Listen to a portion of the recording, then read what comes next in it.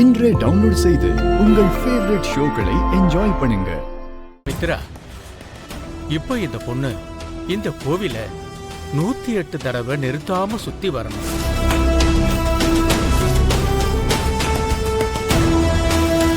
என்ன 108 தடவை கோயில நிறுத்தாம சுத்தணுமா? இவங்களால செய்ய முடியுமா? அவ புருஷனுக்காக எவ்வளவு பெரிய தியாகத்தையே செய்யறதுக்கு தயாரா இருக்கா.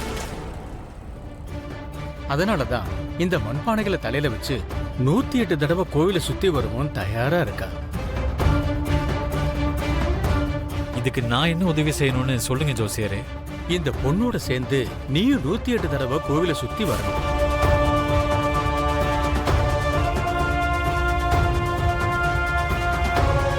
அவ தலையில இருக்கிற தீபம் எக்காரணம் கொண்டும் அணையக்கூடாது. அந்த பொறுப்பு உன்னோடது.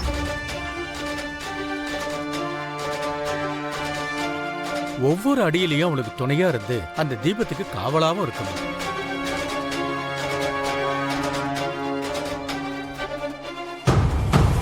சரிங்க ஜோசியரே. அம்மா, நீ கோவிலை சுத்தி வர ஆரம்பிச்சிடலாம்.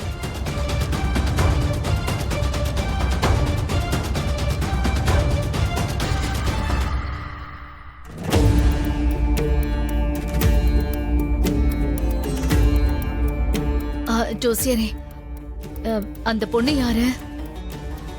புருஷனுக்காக இவ்வளவு பெரிய கஷ்டத்தை செய்ய துணிஞ்சிருக்காளே.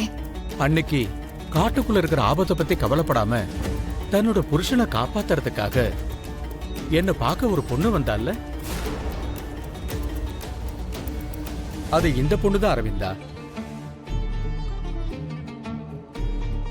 கொஞ்ச நேரத்துக்கு முன்னாடி தான் ஒரு பொண்ணு வந்தா. அவன் மனசுல இருக்கிற கவலையை சொல்றதுக்கு எவ்வளவுதான் தடுத்து நிறுத்தினாலும் காட்டுக்குள்ள ஓடிட்டான். அந்த பொண்ணு இங்க தான் வந்திருக்கிறதா கான்ஸ்டபிள்ஸ் வாக்கி டாக்கில சொன்னாங்களே. தன்னோட குடும்பத்துக்காக தன்னையே தியாகம் செஞ்சுக்கிற அளவுக்கு பெரிய மனசு அவளுக்கு. அவ என்னைக்கும் தன்னை பத்தி யோசிச்சதே கிடையாது. தன்னோட குடும்பத்தை பத்தி மட்டும்தான் யோசிப்பா. அன்னைக்கே புருஷனுக்காக அவளோட உயிரை கூட பொருட்படுத்தாம உங்ககிட்ட அவ வந்தப்போ நான் ஆச்சரியப்பட்டேன் ஜோசியரே. தான் புருஷனுக்காக எப்படி கஷ்டப்படுறவளை பார்த்து பாராட்டாம என்னால இருக்கவே முடியல. புருஷனை காப்பாத்துறதுக்காக தவிக்கிற ஒரு பொண்ண நான் இது வரைக்கும் பார்த்ததே இல்ல.